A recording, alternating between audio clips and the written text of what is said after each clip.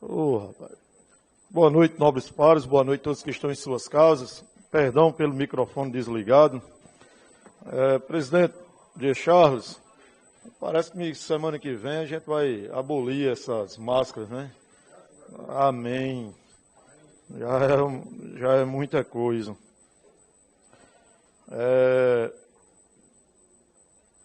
Eu quero aqui, estava escutando aqui atentamente aqui o final da palavra aqui do vereador Madison. É de suma importância ali para a gente ali, nós que moramos ali no bairro, essa questão desse redutor de velocidade ali na frente ali do nosso Hemocentro. E talvez mais importante do que ele, pelo fluxo de carros, seja aqui na lateral aqui da SEMEC, na TT Salustino. É brincadeira como as pessoas descem, porque é o seguinte, deixa eu explicar melhor para a população. Quem vai para o Largo, quem vai para o IF, para a UF, para o Complexo Jurídico, eles não vão mais pela Teotônio Freire.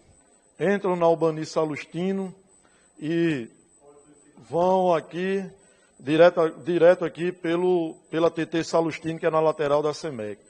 E ali, quando foi fazer a pavimentação, eu não sei o que aconteceu, que qualquer um que vai lá já vê o seguinte, nós temos toda a rua, né, tem aqui o seu meio dividido, né, que é o eixo central, e do nosso lado direito, daqui para lá, a rua está da largura exata. Só que do lado esquerdo, devido a uma pedra, ao invés de fazer um serviço, simplesmente deixaram ela e estreitaram o lado.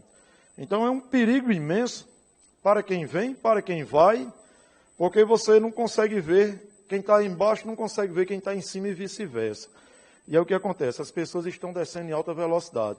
Inclusive no cruzamento da TT Salustino com a Cândido Dantas, que ali também é Cândido Dantas, ou Josué Araújo, como queiram, mas é rua Cândido Dantas, tem gente que passa ali direto, lotado, não respeita, e devido ao fluxo de carros, principalmente 7 da manhã, entre 11h30 e 12h30, aí 1h, né, novamente às 13 horas e após as 17 horas. Aquele fluxo ali, ele é impressionante. Então precisa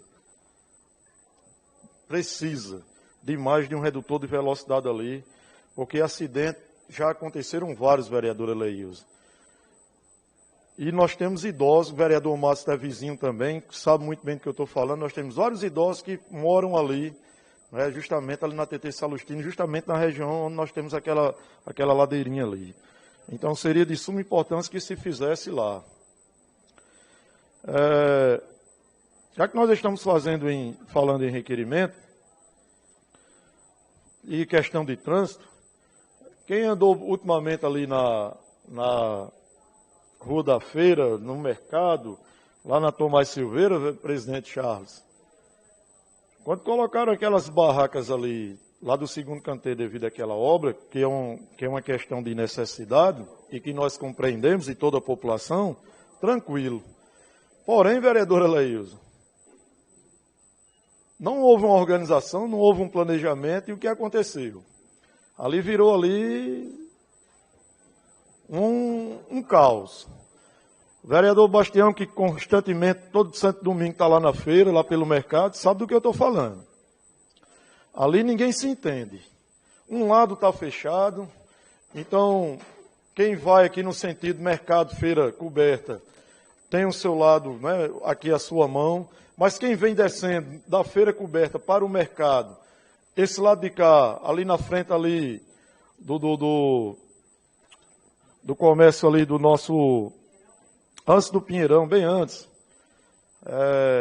de Robinho, ali de Robinho, ali de Seu Ricardo, está interditado, então o camarada vai, entra na contramão. Rapaz, toda a vida, hoje eu passei lá novamente lá, e eu vi uma moça numa moto, ela ia ficando debaixo de um carro, porque ela vai aqui do lado dela, correto aqui, mas o camarada ele entra de vez, porque está interditado desse lado. Então, eu acho que não custava nada ter um cuidado maior, uma atenção maior e organizar aquele fluxo de carros. Sabe por quê, vereador Ezequiel? Nós não sabemos quanto tempo vai demorar essa obra. Nós não sabemos. Certo? Então, pode demorar 1 ano, pode demorar 2 anos. E aí, não vai se organizar aquela situação ali para que as pessoas e os veículos possam transitar corretamente? Pois não, vereador Ezequiel, depois vereador Charles. Obrigado, vereador Marcos Xavier. Só para ajudar na sua explanação, olha, enquanto o prefeito Aldon Júnior não mandar esse projeto de municipalização do nosso trânsito aqui da cidade de Currais Novos, a tendência é piorar cada vez mais. Só os redutores de velocidade irá resolver o nosso problema de fluxo de veículos em Currais Novos? Não. Não, senhor. Certo? Então, nós temos que ter um projeto vindo do Executivo, analisado por essa casa, por esses 13 vereadores, para, se caso vier e precisar melhorar, a gente ajeita, corrige, faz correção, coloca emenda e tudo mais. Só para o senhor ter uma ideia, eu tenho uma testemunha daqui dessa casa também. Ao sair segunda-feira da nossa sessão, que terminou um pouco tarde, meia-noite, quase meia-noite, quando eu vou entrando ali para José Milanês, na Rua do Sindicato, já passa um camarada empinando a moto. E isso eu paro, e uma pessoa daqui da Câmara também está parada, e a gente fica observando.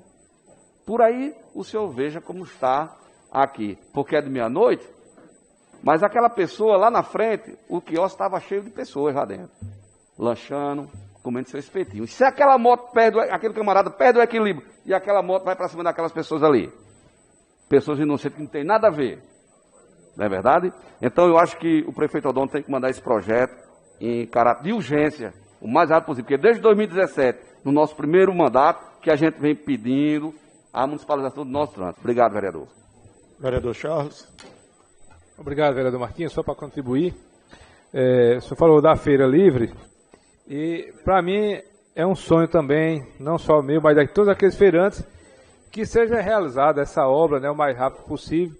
O que ficou acordado é que essa obra tem um prazo de 180 dias para se concluir essa obra. Foi levado os feirantes para aquela parte de baixo como um acordo, mas não ficou como era para ter ficado, né? Porque a gente tinha dado a ideia de que ficasse ali um após o outro, uma fila só, ali no centro daquela rua, que ela é bastante larga, né? Porque aí os carros passariam tranquilamente, tanto de um lado como do outro, e todo mundo venderia. Só que o seguinte, fecharam as entradas, fica tipo um curral, né? Fecharam lá embaixo, fecharam em cima, e quando abre, há um problema, porque os carros passam, e como ficou uma barraca ao lado da outra, praticamente a rua não tem condições de passar carro, né? Vereador Jorel, só achei engraçado, mas é verdade, ficou igual um curral, fechou de um lado para outro, né, e aquele pessoal ficou fechado ali próximo ao mercado, e aí, daí, nem eles estão vendendo, né, eles não estão vendendo satisfatoriamente, e estão todos aguardando, ansiosamente, né, se Deus quiser, para eles voltar para o cantinho deles ali. A minha única preocupação é apenas com a empresa, que eu tive lá com o secretário El, até cobrei da pessoa lá, e já fiz esse apelo aqui, que só são 4 funcionários tocando uma obra daquele tamanho. E aí, em 6 meses, eu tenho certeza que não vai dar. Então, o prejuízo vai aumentar para os feirantes. Então, é preciso que a gente tenha uma sensibilidade, cobre da empresa, mais empenho, né? Inclusive, a prefeitura está ajudando. Sempre eu vejo os carros da prefeitura lá, dando um apoio, tudo, né? Colocando areia, ajeitando as coisas. A gente torce que saia o mais rápido possível. Porém, é preciso que a empresa aumente o número de funcionários ali para dar mais agilidade. Obrigado, vereador Marquinhos. Interessante essa sua notícia, vereador. 4 funcionários trabalhando e a prefeitura levando material, areia, pedra, esse tipo de coisa. Ave Maria. A nossa outra indicação para o Manuel Salustino, sonho antigo que a gente vem repetindo aqui, já estivemos quando era Lucas, o secretário de obras, nós estivemos lá com ele e nós mostramos lá que havia, vereador Ezequiel, a possibilidade real de se fazer. Ali na José Salles Sobrinho, depois da SEMEC, indo em direção ao Caique, dá para se fazer ali um canteiro, né, mais largo no meio da rua, e dá para se construir ali, vereador Bastião, o nosso posto de saúde, a UBS, tranquilamente. O que seria excelente para a população do bairro, porque fica no coração do bairro, e seria excelente para a prefeitura, porque vai diminuir os seus custos, porque paga o aluguel de um prédio caríssimo. Então, nós estamos aqui mais uma vez aqui requerendo para que seja feito isso, porque a viabilidade não é caro para a prefeitura, muito pelo contrário. Vai melhorar, vai dinamizar e vai valorizar as pessoas do bairro. Em relação a essa questão do trânsito, vereador Ezequiel, ontem, eu estava ontem, juntamente com toda a comunidade funcional, né, porque não era comunidade escolar, já que a pandemia nos impediu de estar reunidos ontem comemorando os 79 anos da Escola de Nossa Senhora. Nós tivemos uma missa, estiveram outros vereadores lá presentes, e eu estava lá não como vereador, mas sim como funcionário. E aí, quando terminou aquele momento bem emocionante, em que nós tivemos lá o depoimento de um ex-aluno, que foi da escola, e também meu ex-aluno também.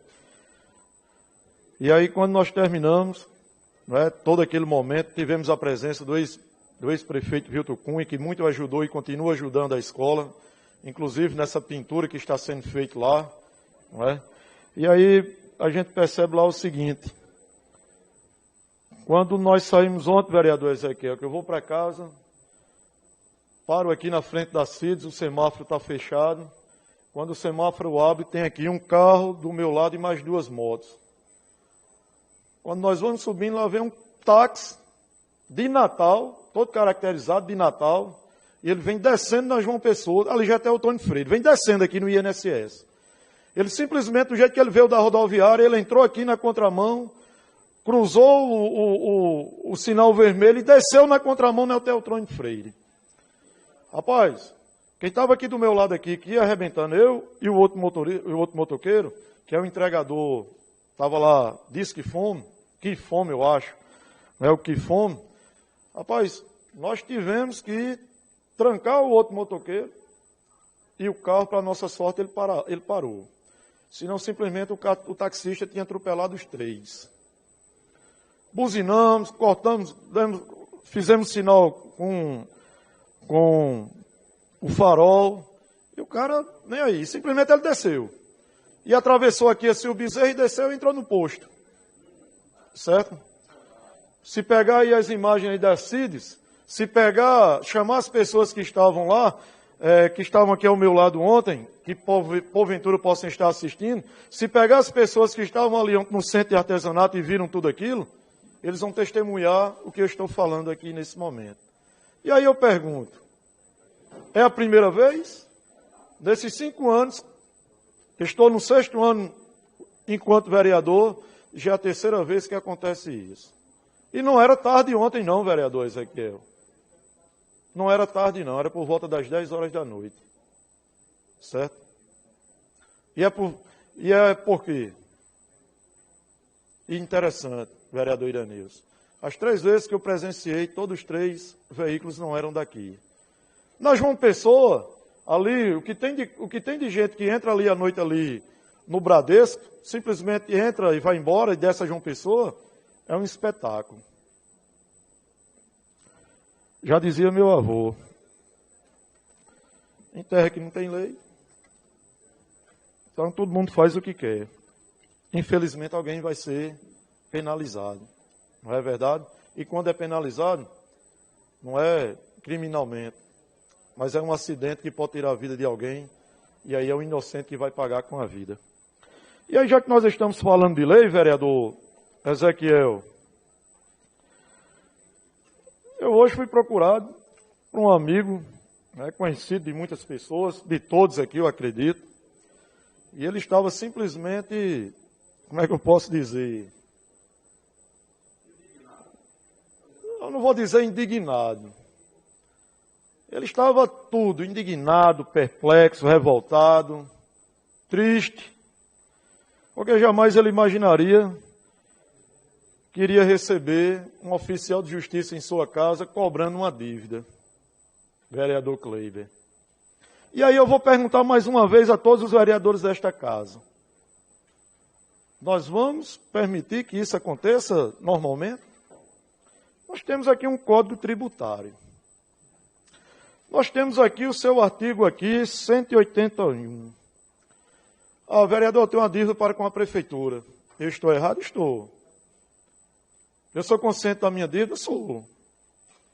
Agora, Como é que eu devo pagar a dívida? O que é que diz a lei? Bem, se com as novas a lei ainda vale de alguma coisa, então nós temos aqui o artigo 181. A dívida será cobrada por procedimento. Inciso 1º, amigável. Aí, pelo secretário municipal de Finanças e Planejamento, colocado nas costas de Patrícia essa incumbência. Não é? Mas aí se tem uma dívida, e o próprio Código Tributário diz que tem que ser amigável, por que, vereador Ezequiel, continua as pessoas receberem essa cobrança sem antes receber uma cobrança da própria gestão pública, seja do secretário, seja do setor de finanças, de qualquer setor? Por que primeiro não tem um comunicado para que essas pessoas compareçam num prazo de 5 dias, de 10 dias, 15 dias, 30 dias? Por quê? Por que é que então as pessoas vão continuar sendo notificadas de forma judicial? E aí, vereador Charles, quando vem a cobrança judicial, aí vem os honorários do advogado, aí vem uma taxa de juros, correção monetária e o escambau. Ah, mas o camarada não está devendo, por que não procurou quitar? Vereador Ezequiel, a pandemia, ela acabou? A pandemia causou desemprego? Não foi a grande desculpa dada? Não foi isso que disseram? E aí as dívidas seriam colocadas para depois, e aqui o Código Tributário não diz no seu artigo 181 que o primeiro passo é que tem que ser amigável? Porque primeiro não se chama as pessoas para conversar? Porque primeiro não se chama para negociar? Amigo, você tem condições de pagar em quantos meses? Está aqui o vereador Charles aqui, que estava comigo conversando com o secretário Patrício, e ele disse, rapaz, se vier uma pessoa aqui conversar comigo aqui, você tem condições de pagar em quantos meses? Em 20, em 30, em 40, a gente vai negociar e conversa. E por que não está sendo feito isso? Aí eu pergunto ao presidente desta casa, nós vamos continuar a ver essa situação, chegando aqui as pessoas nos procurando, e a gente não vai procurar o poder público para a gente ter uma conversa? Quer dizer que as pessoas vão ter aqui o seu bem penhorado? Quer dizer que como Dona Maria tem uma casa aqui que vale aqui 30 mil reais, e ela vai ter que pagar uma dívida de 4 mil reais, vai ter que fazer um empréstimo para se endividar cada vez mais? Esse código de leis aqui não serve de nada? Pois não, vereador Ezequiel? Obrigado, vereador Marcos Xavier. Vereador Marcos Xavier, esse Código Tributário, ele foi aprovado em nosso primeiro mandato, em 2018. E aprovado de forma errada. Justamente. E nós votamos contrário. Nós votamos contrário. E apontamos aqui os erros todos que ele tinha. A pergunta que eu quero fazer, que eu acredito que quem está nos assistindo também está interessado. Naquela manhã que foi aprovado esse Código Tributário, ficou acertado de vir as inconsistências que a Vossa Excelência encontrou nesse Código Tributário naquele dia.